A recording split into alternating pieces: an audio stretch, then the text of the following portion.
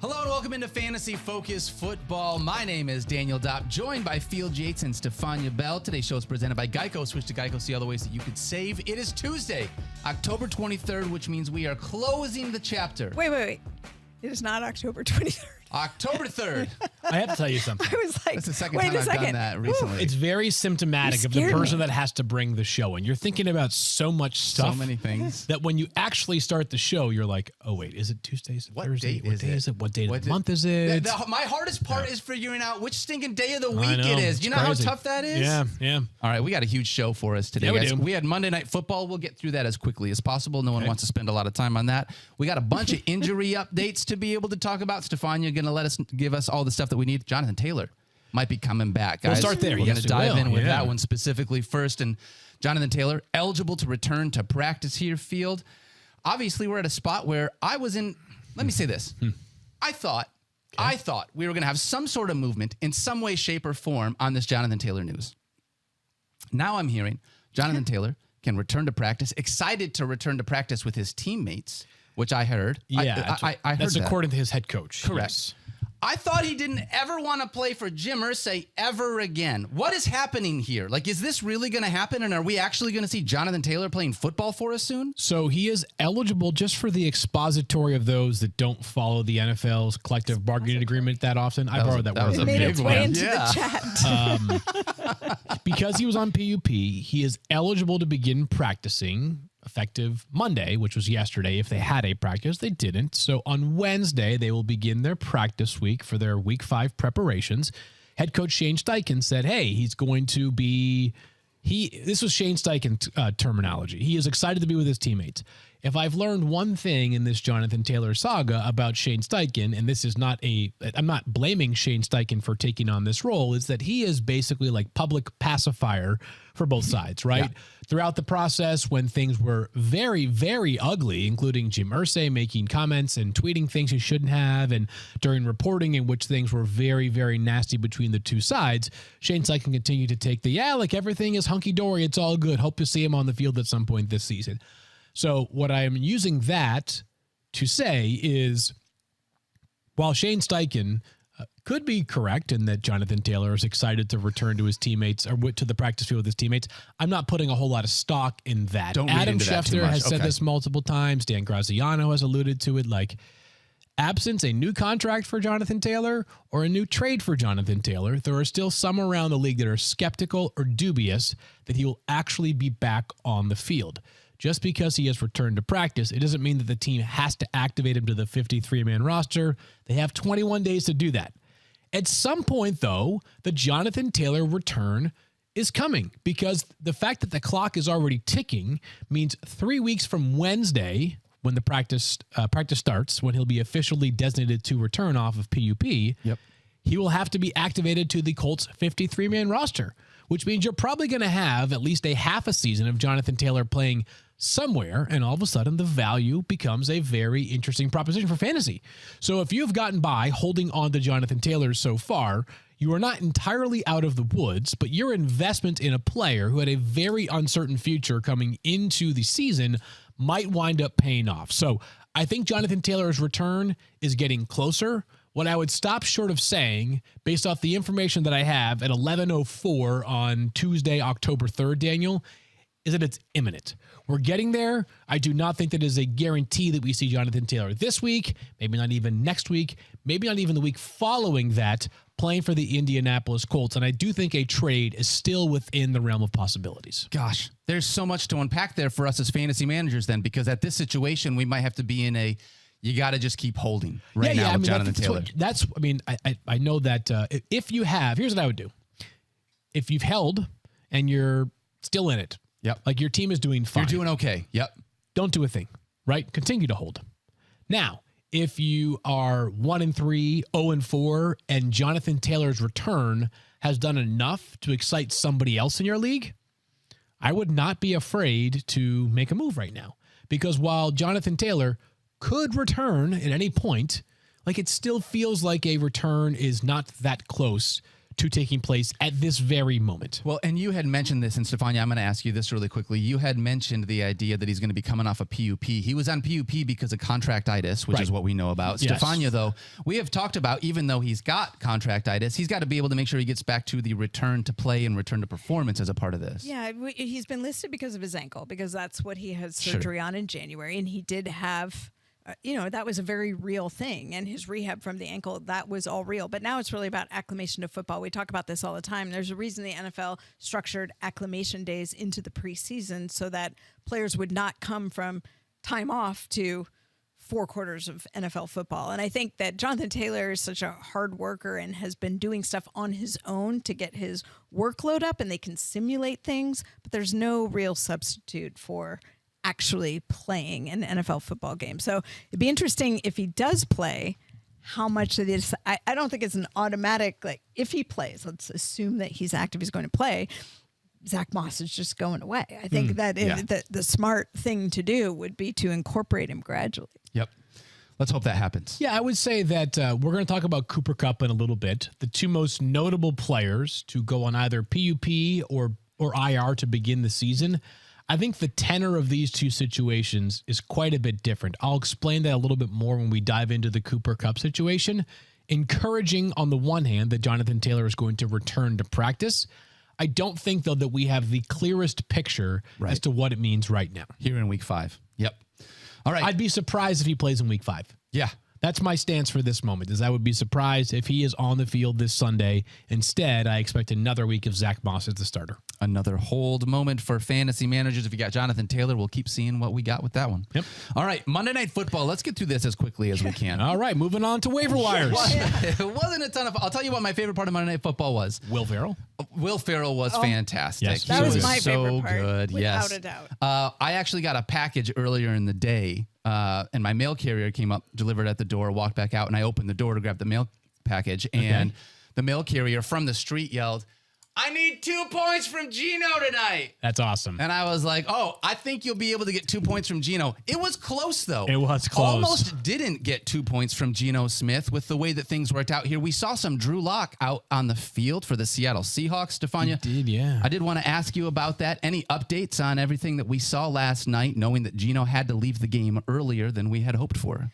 Well, he has a knee injury. That we know. That's what he left for. That's what he came back from. And he definitely looked like his mobility wasn't as good. But in his post-game interview, he talked about the bye week as a chance to get fully healthy. And then the follow-up was, so how's your knee? And he's like, oh, no, it's fine. It's fine. It's fine. It's fully healthy. So I think, if anything, the rest will do him some good. They weren't in a spot where they needed Geno to really be out there field. These Giants looked awful. Quickly on Terrible. the Seahawks, if there's anything you want to add. Here's my takeaways on the Seahawks last night is that we have seen probably a slightly slower start for both Tyler Lockett and DK Metcalf as compared to last year. No surprise, because while Geno remains one of the great stories in the NFL, and this team is 3-1, in part because of Geno Smith, he is not the same player statistically as he was last season. He's got 3 games under 15.5 fantasy points, 2 of those 3 games under 10 fantasy points. So my conversation that I would be having right now is Geno Smith a fantasy starter anymore? I am not convinced that he is right now, because there are enough quarterbacks that have risen up and enough that have held value that I don't think Geno Smith is a 10 or 12 team league starter at all. And then maybe in a 16 team league, because it's hard to find any sort of quarterback depth. But think about players like Matthew Stafford that have kind of both boosted their volume compared to the preseason. Obviously, Anthony Richardson, Brock Purdy is a superior option. Yes, absolutely. There are enough guys that Geno Smith, not a 10 or 12 team starter, and maybe in a 14 or 16 team league, because I don't look at the matchups he's had so far and be like, wow, he ran into a brick wall. The Jets have played every good defense through the first 4 weeks in the NFL. They played the Rams. They played the Lions, who are an improved defense, but Geno had a good day against them. Yes. The Panthers, who have no secondary depth, and then the Giants last night, who are not playing well defensively at all. On the other side of this game, they're not doing anything well right now. On offense for the Giants, there really is no fantasy takeaway in this game other than we really miss Saquon Barkley. And if you missed our conversation yesterday about tight ends and being stuck in the morass, go listen to it, because it applies to Darren Waller. Yeah, it's brutal right now. It's so rough. This is why Saquon Barkley wanted to get paid. I mean, I think he has an argument a la Christian McCaffrey of how valuable he is. I to do his so team. much for this offense, Right. kind of a And thing. I think that he is in that group of running backs. And I know people will argue, yep, but he could get hurt. Well, here's what it looks like when your best player on offense is not playing. Yeah. Oh, it's just terrible right now. Go back By the and way, listen. the Seahawks defense last night, 29 fantasy points. Oh, my They God. had 11 sacks. Witherspoon. Of course, Devon Witherspoon had a pick six, Yeah. 97-yard So return. fun for him. 10 fantasy points through the first 3 games for the Seahawks. 29 last night. So all of a sudden, the Seahawks, who had 10 through the first 3 weeks, are the 5th highest scoring fantasy defense on the season. Sort of the Seahawks of yesteryear. How many of those defenses have outscored Joe Burrow on the season, Field Yates? The Cowboys definitely have. They've got 75 fantasy Yes, that's points. definitely. The Bills have. Yes. The Bucks have. The Ravens have. I believe the Seahawks, Browns have. Let me check where Joe is. We're Joe, talking like 7 defenses have scored more fantasy points than Joe Burrow so actually far more to than start that. I the take that back. the Joe's at season. 31.42, so yeah, it's a lot more than that. Oh, You get my all the way goodness. down to the Saints, who are like the 10th highest scoring defense, have scored more fantasy points than Joe Burrow. Just an abomination start for Joe, but bravo to everybody who made it through last night's Monday Night Football. Raiders, Packers next week on Monday night. I still enjoy it, obviously. It's football. We love it, but last night was not a night where many fantasy miracles were answered. No. Rough. It was really terrible. But shout out to my mail carrier who did get the dub last That's right. night 2 over points whoever from else they Gino. played. That's all we needed. But your mail carrier needs to consider a pivot because Gino is not getting the job Not done getting if it it's a done 10 right or now. 12 team league. That's right. Not You doing and it. I Well, both. now's a good time because Now's a they're good not time. playing next Going into week. the bye So, week. yeah. That's right. Yeah. Go ahead and make Chargers, that switch. Seahawks, Bucks, and Browns on bye. We'll talk about waiver wire here in just a little bit. Stephania, let's jump into the injury report. Let's jump. All right. We're going to start with... Not the one you just jumped. No. Yeah. Let's start with Javonte I mean, Williams. I did. You just didn't see it. He had... Or you mirrored Matthew's Cat-like vertical, Yeah. where it's like you reflexes. don't actually see it. Yes, His very body, low. you can In see my like mind. parts of his body going up and down. It's just his feet don't leave the ground. That's so good. How many of the jokes do you think about he still hears from our show about him? I don't think he hears very many of Oh, them. I think he hears a lot. Does of he? it. Do you? Yeah, yeah. Oh, okay. Oh, Well, I think hope so. I hope so. All right, if you hear that one, Matthew, just know that you actually can jump really high. I take it back. Missing you, buddy. All right. Let's talk Javonte Williams. He left the game on Sunday against the Bears with a hip injury, Stephania. Yeah, that's what it's being called. Adam Schefter reported it as a hip flexor. That's Okay. deep muscle in the front of the hip. We don't know which side. It sounds like they're not worried that he's going to miss much time. It's not the severity of the injury per se that has me concerned. It's the stuff we talked about before the season about this is a young man coming off a multi-ligament knee injury that was incredibly challenging, and he made it back in such a quick fashion and actually a really uneventful fashion. I thought the Broncos did a good job of managing his workload through the preseason, and he seemed to respond to it all. But we call this recidivism when you have an injury that follows a major injury like this. We see it all the time. Typically, it comes in the form of some kind of soft tissue injury, and you can't say for sure that these are connected, but it feels like they could be. And the most important thing is you really have to be over this before you come back, because then you're at the risk of a much greater injury when you have this recent history of this big surgery. Sure. So the Broncos should be careful with him. That would be my advice that they don't want to hear. But I think Recidivism? you got to be careful. Is that the word recidivism? Yeah. I was I've going to never say, heard you got on me for saying expository. I was just trying to- expository is just like trying to keep up with fairly Field. normal compared to Trying to keep up with the recidivism. field on the podcast. If you had never asked me, heard was that. recidivism Can you a spell that? word No. or was this an era? I would not know like it was during the recidivism era we used to do this. Like Let's do the spelling. I'll try. You spelling ready? bee, yeah. Yeah, do Tell it. me how wrong I am. Recidivism. Can you use it in a sentence? I just You did. just did. Okay. Do you know Country the of origin. Language of origin? Yeah. Recidivism. RECIDIVISM. Recidivism. Your turn. RECETIVISM. Oh God, you're way wrong. Okay. All right. What do we miss up? RECID. Recidivism. Dang it. IVISM. Okay. Listen. This is why you're All so right. much smarter Gonna than say us, Princeton Stephania. over Yeah, here I bragging know. about spelling as if you weren't the superior speller on this show. That's all I got. That's how- spelling. that's so not I'm true. gonna stand in the spotlight with that. All right. Anyway, I think yes, it doesn't sound that serious. I'm more concerned about just kind of how they manage. He's been underwhelming this year. Yes, he has has. been. I think when Tough. we were, I think the juice just does not seem to be there nearly at the level that it was prior to this injury. Which you I'm would optimistic. fully expect. I'm optimistic it will get there over time, but I do feel like this is going to be more of a slog season for Javonte Williams than a year when he eventually takes off. We're going to talk about Jaleel McLaughlin a little later Yes, we on in will. the show as part of the waiver wire. Stephania, let's talk about Mike Evans, who left Sunday's game against the New Orleans Saints with a hamstring injury. Yeah, left in the second quarter while running a route, didn't come back. Now, Todd Bowles called it a tweak. This is my favorite coach-like definition. When you look for grades of severity, somebody's calling it a tweak. That sounds like not a big deal, right? It wasn't like a Mike Evans hamstring injury at the past when we saw him go down in the end zone. So that this was isn't a 2019. recidivism thing then. Right. Okay. Got it. That's what I was worried about was the did you- recidivism. Yes. But it's not. So I that thought you makes me said feel better. revidivism. I might have said that a word? recidivism. Might I be. don't know. Sorry. Anyway, it was not, I think it was 2019 when he had a right leg hamstring injury late in the season, and then that was it. He was done for the year. This was, he walks off the field, he's got a little something in his hamstring. You don't want it to turn into anything bigger.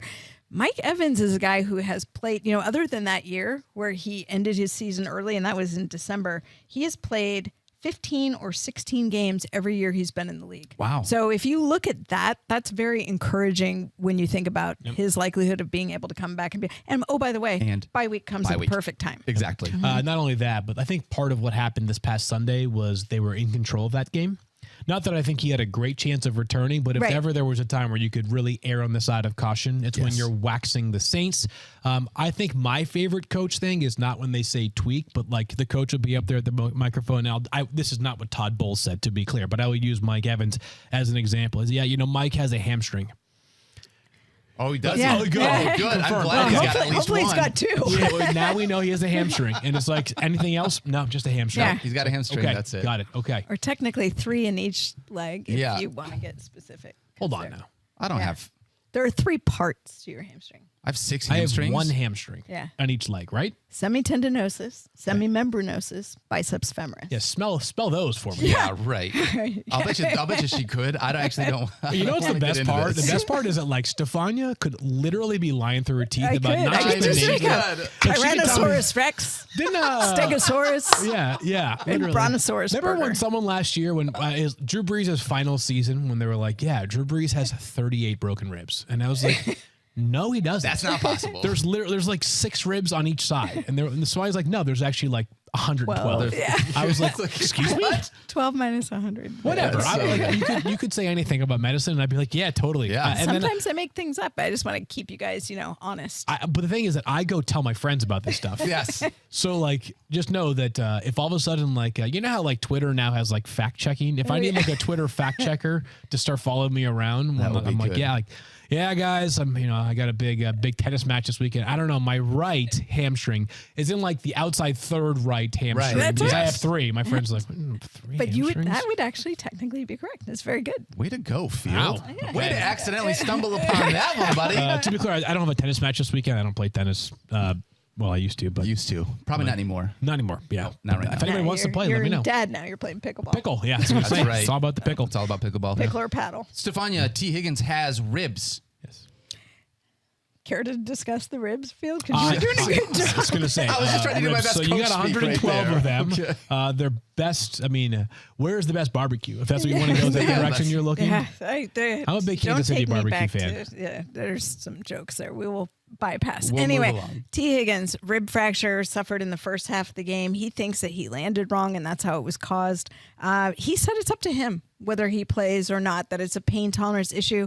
What are people looking for after a rib fracture? Well, the big thing is, what's the alignment look like? You want to be sure that you're not, that it's not in a location where you are at the risk of damaging a lung. Like that's really the top priority. And so, originally he thought it was back tightness. So he didn't even know right away. And then when he couldn't sleep on it, it was hurting when he coughed. They with the x-rays, he found out he had a Hold on. rib injury. I need to ask many follow-up questions here. It hurts T. Higgins to sleep on it, just to lay down, and when he coughs. Yeah. But he's going to be able to play football where he gets smashed by huge dudes at the same time. Like, how does this work? It actually happens a lot. The guys play through these rib injuries. It's incredibly. Am I not a they're- real man, Stephania? Is that what that Well, is? you're not the man of like an NFL player's man. That's what it is. All right. But you can say it. I asked. now sometimes there are times where they can do a pain relieving injection. You know, if it's in a certain location, there are some where you can and some where you can't. Yeah, right below the 40th and 41st rib on the left side. That's where it is. I mean, we know we had a quarterback. Yes, we did. Tyrod Taylor, who had a punctured lung as a result of an injection. So, you know, it's not like there's caution warranted, but it's also a pretty commonly executed treatment for guys who are having some pain, and it allows them to function a little bit better. But yeah, your rib cage, it moves. I think people think of it as stationary, like armor. No, when you breathe, your rib cage, it expands. So your ribs move with every single thing you do, with breathing, coughing, twisting, turning. You lie on it, you put pressure on it. So it's not even just so much will they take contact on it and will it bother them? It's what happens when they're breathing hard. What happens when they get fatigued? All of that stuff can impact them. So we shall see. I wouldn't be surprised if he missed a week. He'd certainly be within the realm of reasonable possibilities, but it sounds like if he's comfortable enough, he'll play. We talked about this a little bit yesterday. The problem with saying, okay, if the Bengals' second wide receiver is out, you go ahead and add the third wide receiver because he's stepping up into a second wide receiver role, is that this Bengals offense has been terrible this year. Bad. Tyler Boyd's a good player, obviously, and I wouldn't be surprised if he is added in a bunch of leagues if we don't see T. Higgins on Sunday. It's just hard to say with confidence that someone not named Jamar Chase needs to be started, even in what feels like a great matchup. Yes, at some point, this Bengals team will turn it around. I just don't know if it's going to happen this weekend. I'm nervous. Yes, this is the person who stacked Joe Burrow and Jamar Chase in my second to last draft of this season, projecting, hoping that maybe I can turn the mojo around by talking about it in a negative fashion on Tuesday before a Sunday game. I'm definitely concerned. Think it's going to happen. I mean, the thing is that Joe Burrow had a setback in season, and that's the biggest concern, is that it's really hard to get back to your original self when you've had that. And we can see part of, if you look at that air yards per attempt stat, I think that's the most telling thing. He is having trouble throwing, and it's his leg that drives when he pushes the ball out. So I have a question. This is going to be a joke. Please don't get mad And at he's me. having to get rid of it quickly. He has to get rid of it quickly because he can't afford to be forced to run a lot. Should he have just listened to Dr. Jamar Chase when he was like, you know what, you need to just sit out a few more weeks? Is this one of those things where angry Dr. Jamar Chase, who was always open, by the way? Yes, he's like 7-Eleven. Is this one of those things where, like, if Joe would just have the ability to rest, that he would be able to have more time, or it's not like that? So that's why the team is willing to let him keep playing through it. Who's the backup quarterback, by the way, Daniel? Well, it's not going to happen. But it's also that if you look at the fact that you had 6 weeks before the season started, almost 7 before he had the setback, what do you say? Well, if you go 6 weeks, then it'll be fine. It probably won't be 100% this season. Yeah. So the question becomes, what is the best that you can get as the season goes along? And you're continuing. So he's doing the stuff to try and work on it and get that strength back in his calf, but he can still be serviceable, and he's probably their best option at quarterback. But for fantasy purposes, it's not going to look the way you want it. Brutal for us, yeah. All right, let's move ahead. Talk about one more injury here. Pat Freiermuth has a hamstring injury. Is this going to be He has a hamstring. He has one He hamstring. actually has 3 on either side. Yes, but he has a hamstring. Is this going to be a multi-week absence for Pat Freiermuth? It is. We're already hearing he's expected to miss 2 to 3 weeks. I'll say this. The Steelers have a very structured protocol in terms of how they manage hamstring injuries that some other clubs have also adopted, but they have a pretty high correlation between what they see on imaging and the player's response to what they project as missed time. So when they're talking about that being a projected timeline, it's pretty reasonable. If you were to go back and look at Steelers players who've had hamstring injuries in the past and sort of what's been put out there, who did they put on injury reserve? Deontay Johnson with a hamstring injury because that one appeared more serious and looked like it was going to take longer for him to recover. This one, they're saying 2 to 3 weeks. Maybe he comes back on the early side of that. Maybe it takes a little bit longer. It's not an exact science, but they're actually the way they assess and prognosticate and then manage their injuries, they're pretty on target with that. So I think that's pretty reasonable. Steelers feel tough for me right now in fantasy field. It doesn't feel all warm and fuzzy with all the things going on there, especially with Kenny Pickett also dealing with some ailments. And obviously their upcoming bye changes some things with Kenny Pickett's status. It sounds like they'll opt for patience there. It also helps when you have Mitch Trubisky as your backup quarterback. But not that Pat Freiermuth has been lighting the world on fire for fantasy, but he has scored in 2 out of 4 games. So yet another tight end option off the board for some period of time here.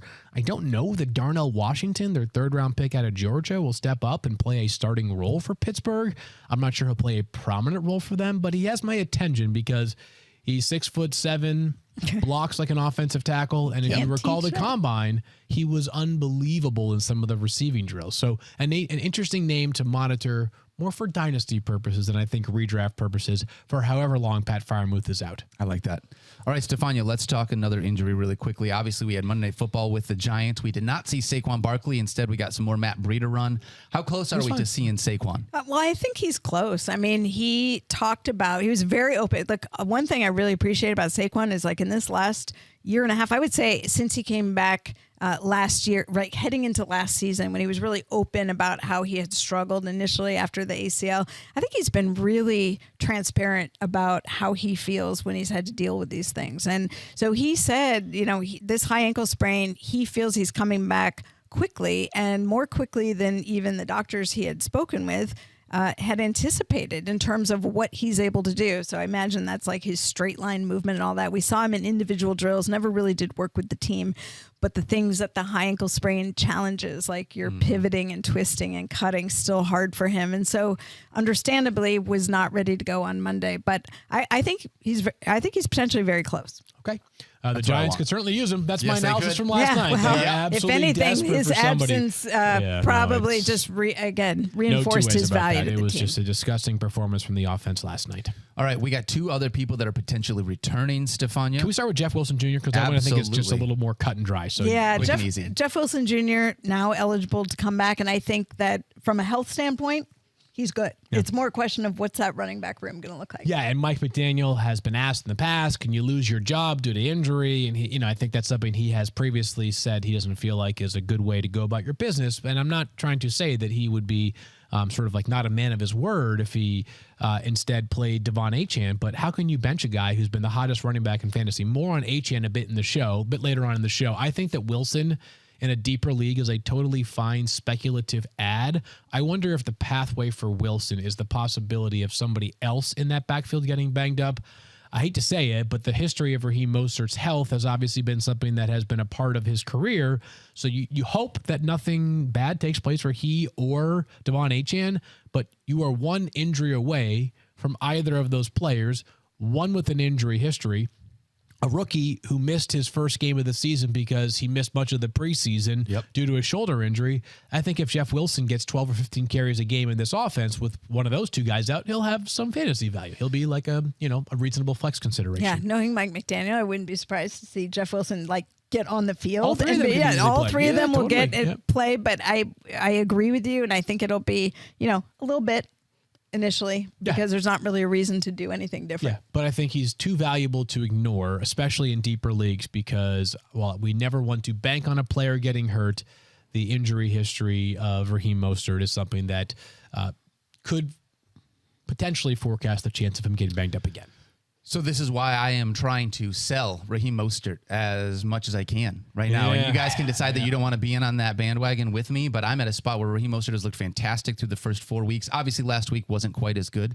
But if I have a 31-year-old running back that does have an injury history that is going to get Jeff Wilson back, there's at least a chance that you could see.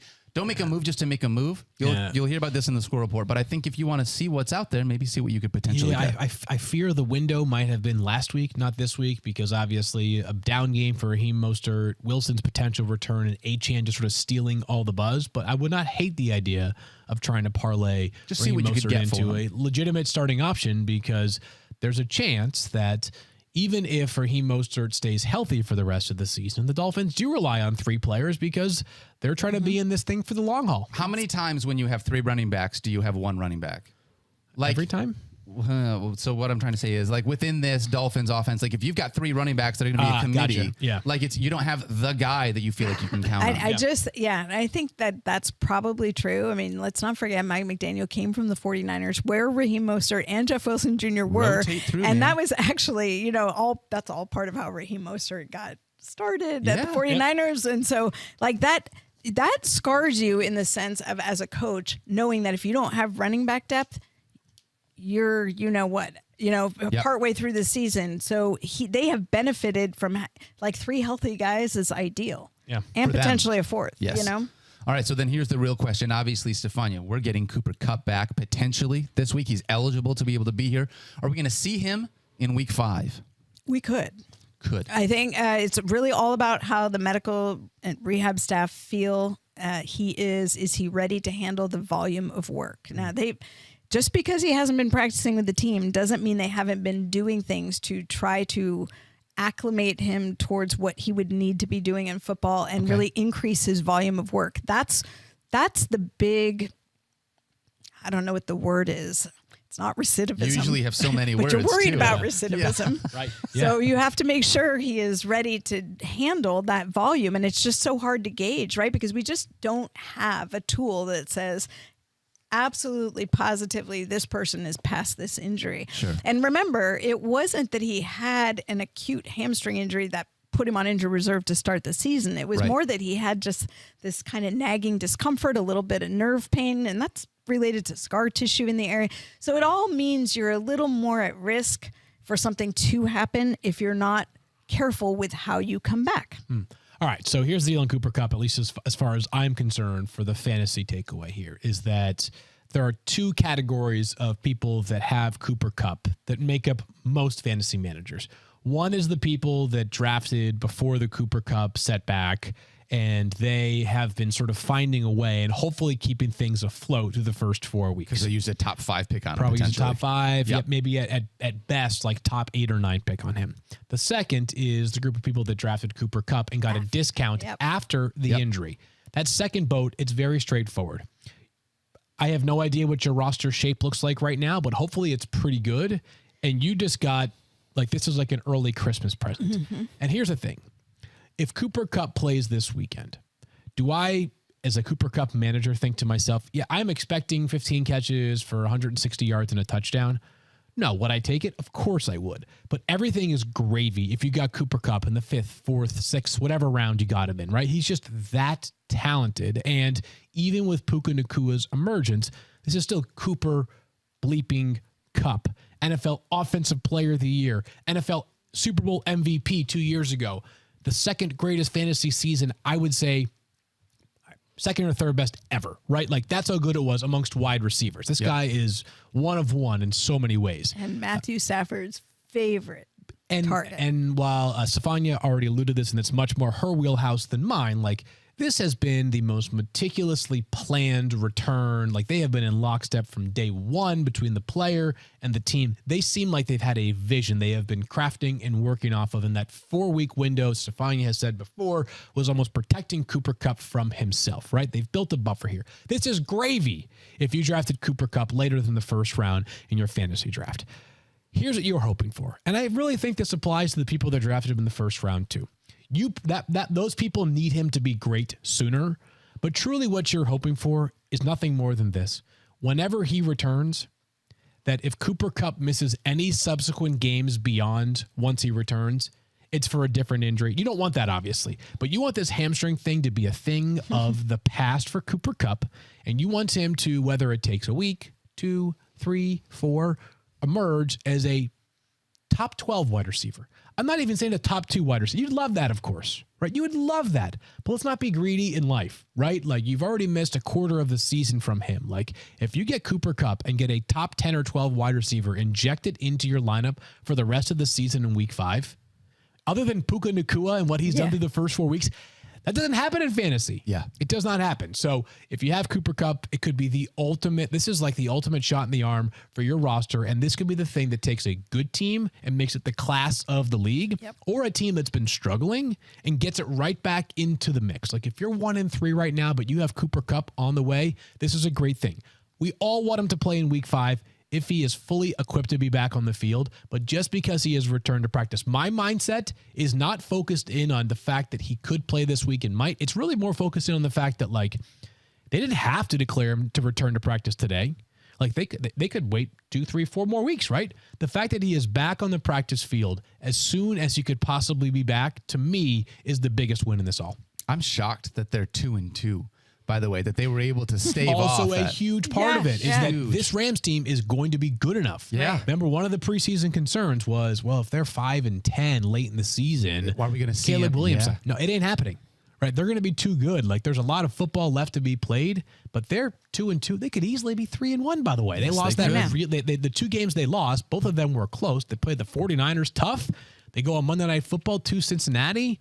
Nearly beat the Bengals. This team is legit. I'm not saying they're a playoff team for sure, but they're going to hang around long enough that I am no longer concerned about Cooper Kupp being a healthy scratch for the last quarter of the season. Nah. Can you imagine? Because now people are going to have to pay attention to Puka as well. So like now, Cooper Kupp, they were just triple teaming him, trying to bring him down. Like imagine what their offense is going to be. Sean McVay must be licking his chops. It's Oh my God, he must be so fired up. So right excited. Now. So we'll see on week 5. Obviously, Stephania said the door is open. I know that some of the reporting has been the same. Sean McVay has acknowledged it as a possibility.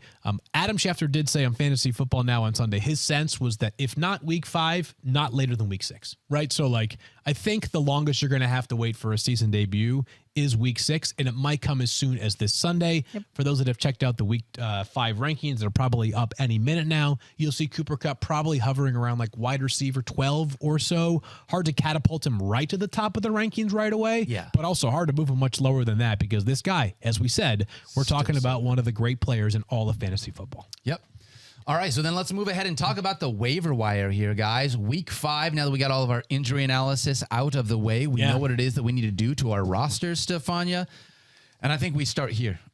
Michael Wilson. Yeah, can we acknowledge it's just like kind of a blah waiver wire week? Oh, it sucks this week. And maybe some of that I think is impacted by the fact that we have had at least one, I think really one in Puka, but also Anthony Richardson, that are just like league-altering waiver wire pickups so far this season. Not just that, Kyron Williams, absolutely. He's like running back 3 on this season. Yeah. Like those 3 guys alone, and I can't recall what Richardson's like week 1 roster percentage was, if it was above 50% or below, but those 3 guys alone have emerged and become such fantasy stars. Crushed it. That like those guys might be enough to decide that like the waiver wire was good for the year.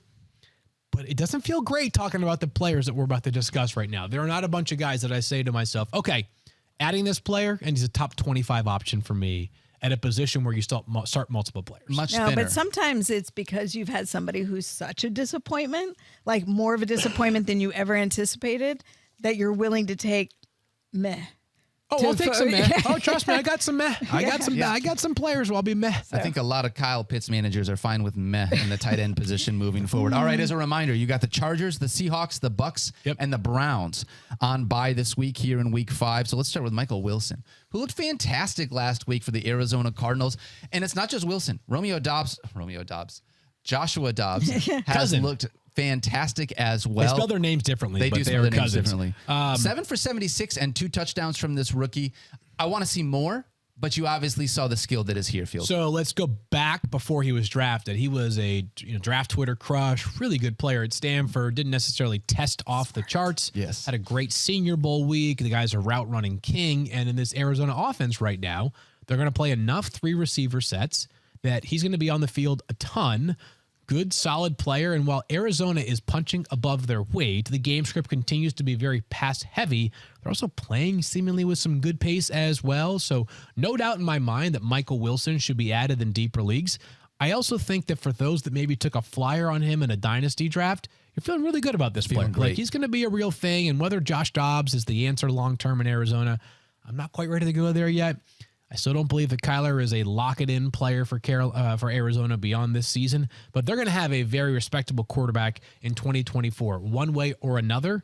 Good vibes right now in Arizona. Michael Wilson, stock up. It's definitely stock up. All right, how about Jaleel McLaughlin? We just talked about this with Stephania with Javonte Williams' injury. He came in 7 for 72 on the ground, 3 catches for 32 yards, and a receiving touchdown. Obviously going to be splitting time with Samaje Perine as a part of this offense. But what do you like about him potentially here in week 5? Well, he is something that the Broncos have lacked otherwise in the backfield. Explosive. They have, because of Javonte Williams, rehab and recovery, and now this new injury, as I mentioned, the juice has not been there. Samaje Perine, never been a big juice guy. He's more of just like he's reliable. He's consistent. Reliable. He can That's handle a lot of probably touches. the most apt description. Yeah. He's just a solid football player, but he's not a big play waiting to happen. McLaughlin gives them some of that for an offense that has been better than maybe the team's overall tenor would suggest. They could still use a bit more juice in the backfield. And if Javonte Williams is unavailable on Sunday, which we know is possible but not a guarantee, I think McLaughlin's like borderline usable on Sunday. I'm in. He's done a nice job. He crafted the a preseason, role. Yeah, he good. made We this saw team this an undrafted spark, free agent. Go check his college production. It's like literally unprecedented. So I'm happy for the player to see him have a role right now. And I think he is definitely a deeper league ad at worst. But I think he should be added into enough leagues because I know Stephania mentioned, this hip pointer or abductor, which was flexor. Hip flexor. Pointer, flexor, whatever. Like that one, like even if the initial reporting is like he might not miss much time, like I don't know, if he's gone for 2 weeks, like the door could be open to McLaughlin having a real role in this Broncos offense. I certainly have worse guys on a lot of my benches than a running back that could potentially get usage here if there is an injury to Javonte Williams.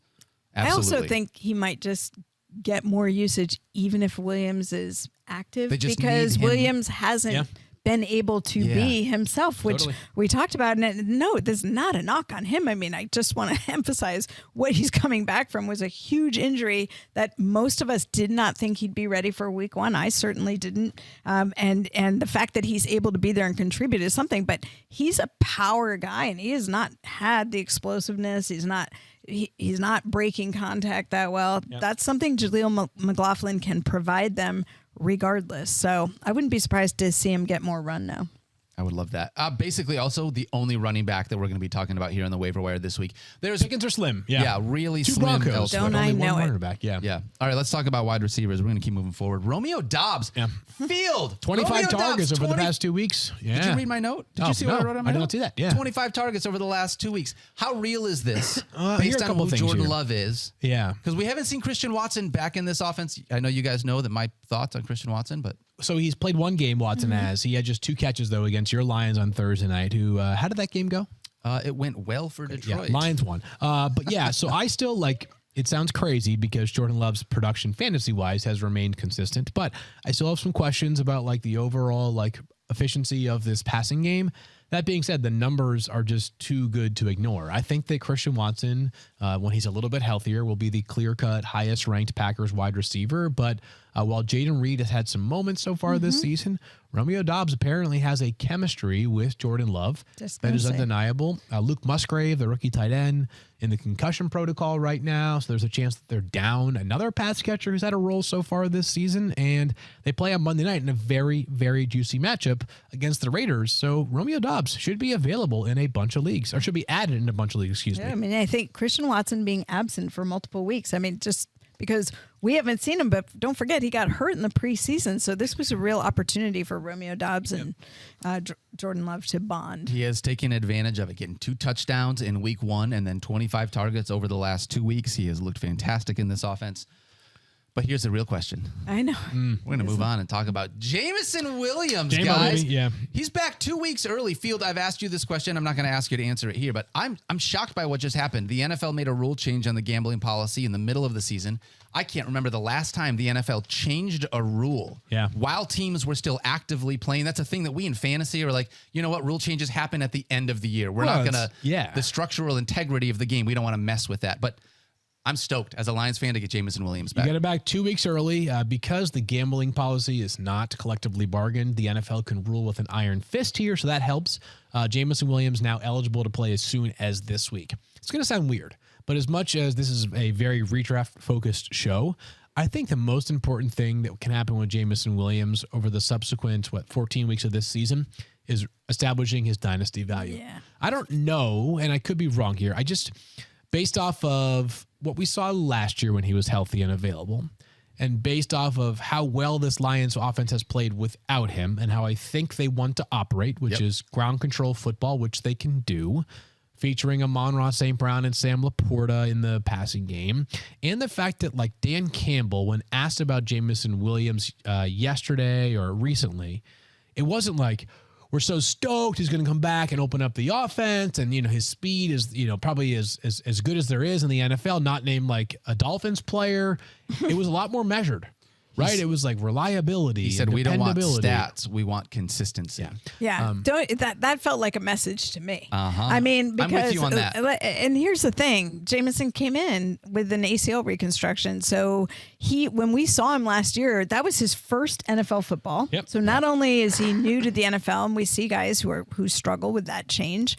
He was coming off an ACL injury, and there were some people who thought maybe he shouldn't play all year because, remember, his injury happened late. So I think we didn't really get to see just pure, forget the part about being there for your team and all that. We just didn't get to see the best of Jameson Williams physically, right. And also as somebody new to the NFL. Then you put on top of it that he gets himself in a little trouble, and he's not able to be with the team, and I think I understand Dan Campbell's message, and it's kind of like you got to earn your spot and you got to prove yourself. And I don't think they're just going to say, here, plunk him down in this offense and let him go. But I do think if I have him, and I do have him rostered in one league, I've kept him on the IR because I think as the season moves along, he can become a super valuable weapon for them. Yeah, so I think there's more like late season value in redraft, yep. but I know, again, I really do think that this is about him establishing himself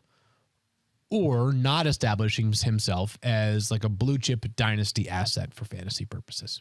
Because, the speed is about as good as it gets. He had, one catch last year, and it went for like a 60-yard touchdown, right? So they don't make many players physically like Jameson Williams, but he has more to prove, I think, than you would normally say about a player that went 12th overall last year. Absolutely. I'm with you on everything that you said. For the record, if you're looking for a guy that's going to give you production this week off the waiver wire, Jameson Williams is not the wide receiver you want to grab. But to Stephania's point and to your point, if you're looking for someone later on down the season, you want someone that has value on your bench, he at least has that ability to be able to be a big play wide receiver. By the way, these Lions need a guy to be able to take the top off the defense because as much as I love Amon-Ra St. Brown and Sam Laporta, they're not speedsters like that. So to have someone to be able to keep those safeties honest. And hasn't slowed them much, but you're right. When they start to play the heaviest of hitters in the NFC, if they make the playoffs, when they make the playoffs, then all of a sudden things do change. That's right. All right, let's talk about Marvin Mims. This is another guy. I just want Marvin Mims to get more targets. This dude is so good when he has the football in his hands. Yeah, really so good. I mean, he might be the king of efficiency so far this season. Second round pick out of Oklahoma, can flat out fly a team that needs more explosive plays is getting them from Marvin Mims Jr. However, if you go check the box score every Sunday or every Monday morning after the first 4 games, it's like, oh, wait, Marvin Mims is like the 6th wide receiver in this offense. They've got a lot of guys that are playing ahead of Marvin Mims Jr. So he is a stash.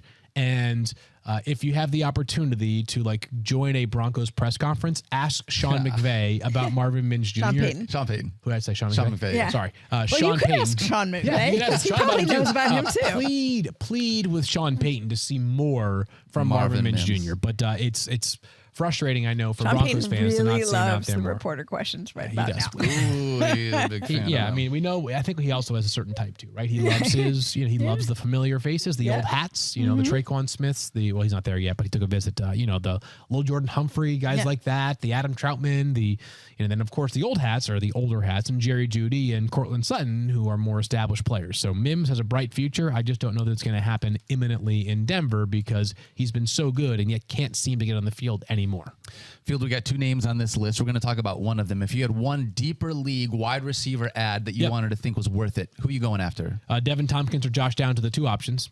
Josh Downs is the answer. Josh Downs is the guy. Because if Mike Evans is back after the bye because of that hamstring tweak, is there really a role for Devon Tompkins consistently?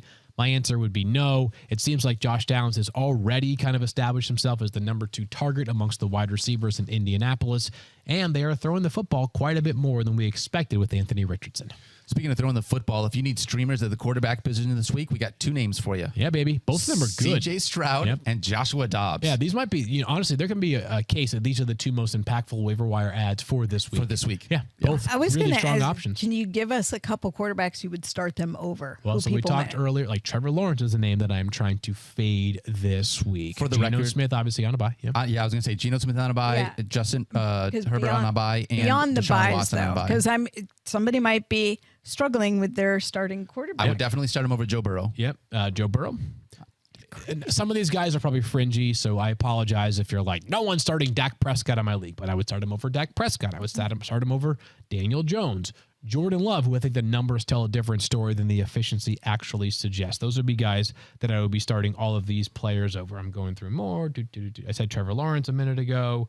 A lot of teams on a bye here.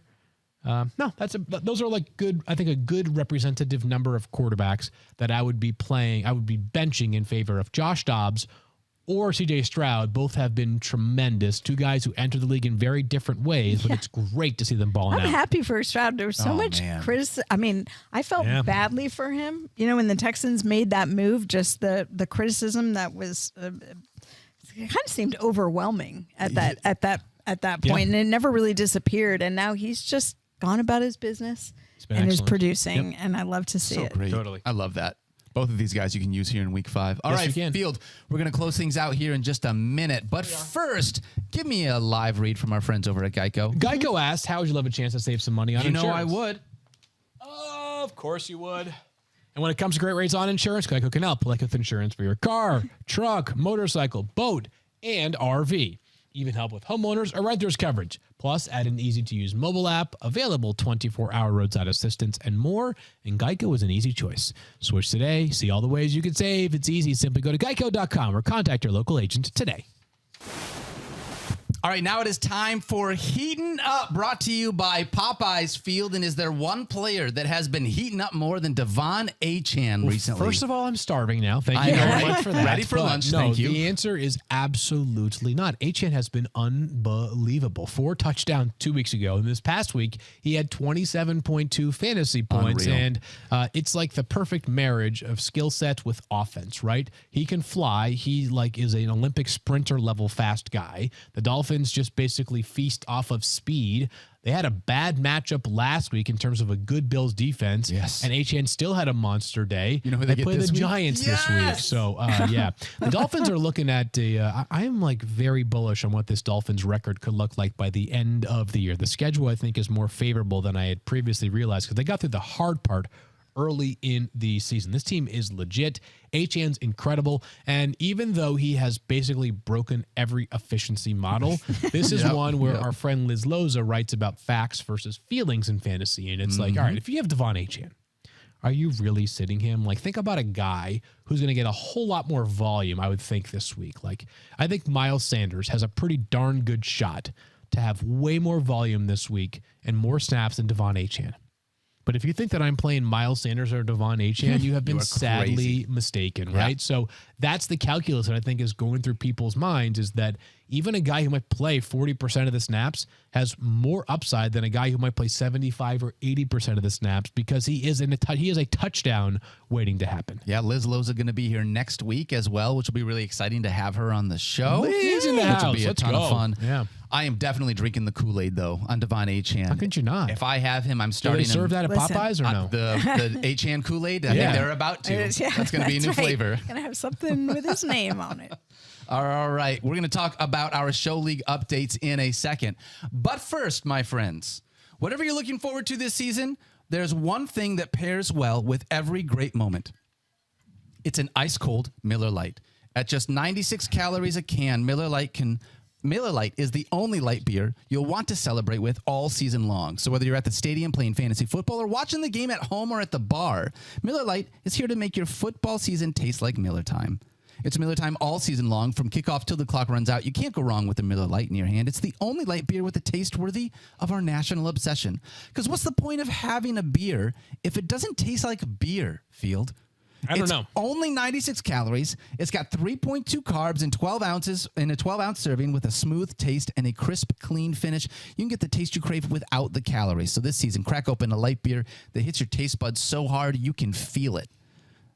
T. Higgins is going to have to be careful with this one with that rib injury. Make it a Miller time all season long. Get Miller Lite delivered right to your door. Visit MillerLite.com/FFF, or you can find it pretty much anywhere that sells beer. Celebrate responsibly. Miller Brewing Company, Milwaukee, Wisconsin. 96 calories and 3.2 carbs per 12 ounces. By the way, shout out to all the... I've got my lunch planned. Yeah, me too. Miller Lite and Popeyes? Chicken sandwich. And a Miller Yeah, Lite. that sounds great. Let's go. Let's dive into some show league stuff here, guys. Veterans League first we got or the show Veterans, league? let's do the Veterans League field. Okay. How's your Veterans League going? Veterans League, first of all, a very spirited group. I want to thank all of them that are a part of the league. They are chatting very frequently. I try to get in there myself a little bit, but it's great to see the camaraderie already being developed in this league. I'm 2-2 after suffering a narrow defeat this past week to Shane Burns, and I'm okay with that for many reasons. First of all, you can't win them all. Second of all, Shane Burns was the person that inspired this Veterans League that instead became over 400 people participating. So, shout out, Shane, thanks to you, first of all, for all of your loyalty and for taking care of business against me this past week. You overcame. That's what I was talking about. Yeah. Look what you did. Look what you did. That's it. So 2-2. The hard part about the Veterans League is that I think to myself, I'm 2-2, 16-team league. I think I'm in 8th or 9th place. I'm still in a good spot for the playoffs. But then you remember, this is a very narrow playoff field we were playing with in the Veterans League. Yes, so I've got is. my work cut out for me. And I think I drafted J.K. Dobbins. I know I drafted J.K. Dobbins, but running back depth took a hit in a hurry for me in that league. When are you going to stop listening to Mike Clay? That was right after. was right after? I Okay. drafted J.K. Dobbins. How That's about you, fair. Stephania? How's your squad? I too am 2-2. All righty. wow. Yeah, All right. and Steven, yeah. but this tells you how competitive the league is because nobody is undefeated. Wow. You know, so I've got a in couple this of league, mine. I was just looking at the standings. We've got 1, 2, 3, 4, 5 folks who are 3-1. Yep. And then a whole bunch of us are 2-2 and some who are 1-3. So it really is a testament to the fact that everybody's engaged and Yeah. participating. And like you have seen some spirited folks in the chat, I need to be better about chatting. I will be. Now Fields inspired me Now to do the that Field this week. inspired us. But I think I was embarrassed because I started 0-2 and I'm like, I don't want to go in the chat. They're like, get out of here. We're doing fine in this league without you. Yeah. Yeah. How about you, Mr. Dopp? Real quick, guys, I am also 2-2 in the Veterans League. If I can be honest with you, I just got beat last We are week. consistent, huh? We Yeah. are very consistent. By Dustin, USAF Chief, loves the Chiefs. So shout out to you, Dustin. And by the way, I've got 2 4-0 teams in my league, by Wow. the way. Texas Enchilada Wow. and Phoenix Lede. So shout out to my Veterans Texas League. enchilada. I got a lot to be able to make up for in order to make sure that I can get How there. about this? I told you guys that my league has a very spirited group chat.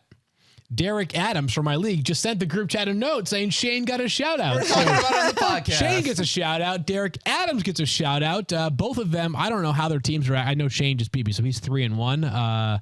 Everybody in my league has like an interesting team name. It's not like Team Yates. So Derek, I don't know how good your team is. For the sake of this podcast, I'm going to say you are the 4-0 team in our league. Bravo to you. Let's Shout keep out. things rolling. Yeah. All right, let's talk really quickly about our show league because we have a focused show league, and Do we we have actually to? got some lineup decisions in that we need really to don't make. want to. Well, I've got some stuff that's really tough I need for some me. help. Yeah. Yeah. Look at this show league really quickly with the I standings. hate Who that is we that? put this up. Field is 8-0. I know. Look at Trophy Field smack. undefeated. 7-1. Come on. I am 6-2. The guy I brought into the league is 4-4. Look who's not on the first page. Well, we're on to the second page now. Shout out to Griffey Cakes as well, who's also 4-4. We love you, Griffey. The other half of the league, Team Moody 3-5, Stephania 3-5. I was like, how did I get to 3? I forgot. Yeah. And then we got 3 we have teams a double that are scoring. 2-6. One of them being Mike Clay. I mean, Wow. that's what happens. He's on the board, though. He had a 2-0 week this past week. We are playing with the Victory points. Victory point scoring. So you get a win if you are either the winner in your matchup or the top 6 half. for scoring. So That must be how I'm I got playing a Moody this point week, today. who I have a good start, as you guys just saw there.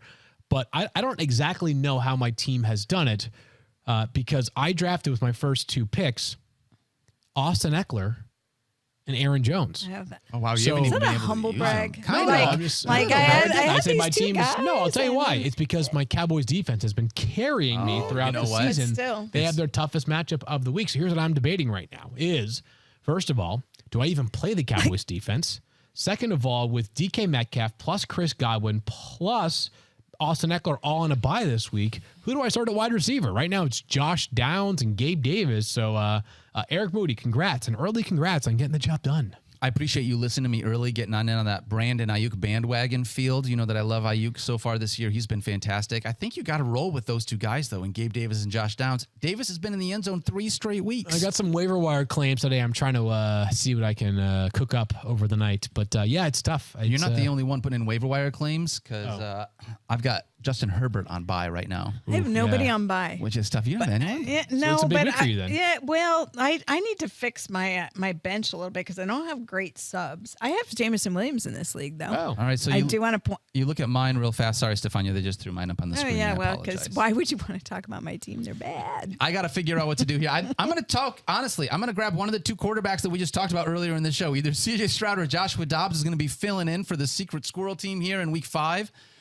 By the way, drafting Christian McCaffrey, I think that was a good decision, right? It worked out well for you, That's Daniel. worked out well. That's been You're the helpful. one. In Second this overall league. pick, right? Yeah. I got a second overall pick. I got to decide here with my flex, though, because I have so many people on bye, whether I'm going to go with Jaden Reed, Josh Reynolds, or Rondale Moore. And I don't love any of those. So right now I got Reed there, but I got to figure That's out if maybe probably I where can I'm get going. someone That could be a else. lion. That could be a lion there just because. Just because I want to. Yeah, why not? Josh Reynolds, he plays for the Lions. Why not? He's not too bad. Stefania, what about you? You don't have anyone on I don't have bye. anyone on bye, and my So your lineup team is is pretty good. I just wish, Jameer Gibbs is Jameer Gibbs. We know what's going on. And Darren Waller. That's been brutal. Yeah. You and every other fantasy manager And that I also really had high rosters him. hopes for him, and I wonder when Saquon comes back, maybe it'll be a little bit better, but I'm just throwing darts. I'm hoping. I mean, I saw the Giants offense last night. I get it. Also, you know what we could do is like to preserve the sanctity of my roster and to sabotage Moody. You guys could trade me good players for this week when I have all those guys in a bye. this isn't collusion. No, it's not. No, I mean, we're and, talking about it out loud, so Yes. it's not collusion. Definitely not collusion, guys. Why and how does that help? Will you trade me? him back to me at the end of the week? Yeah, of course. Yeah, it's okay, like a well, then rent. let's- It's yeah, like, let's it's do like a that. U-Haul I for a don't couple like days. this That's all. plan. I Yeah. don't like this plan at No, all. you're not playing me. I can do it to you when you have a bunch of players on a bye. Who are you playing? Moody. Oh no, I'm Team Moody. What? One of us has to be. Wow. Wow. Wow. All right. That Moody, was do you good. hear that? Now I need you to give me one of your running backs One of because I the know good you got running running back backs. depth. That's right. So come on, this shout out does not come for free. All right. Shout out to everybody at the Fantasy Focus League. Thank you guys so much for hanging out with us. We'll be back tomorrow. Field Mike and I talking our Week 5 rankings. Don't forget to love each other. Be kind to yourself. We cannot wait to see you on Wednesday. Wear your seatbelt. We'll talk to you guys tomorrow. All righty. Don't you always wear your Good job, seatbelt? Gino. You're supposed to always wear your seatbelt. Put Yeah. on some sunscreen. Click it or too. ticket. That's right. Anything else? Always chew your food.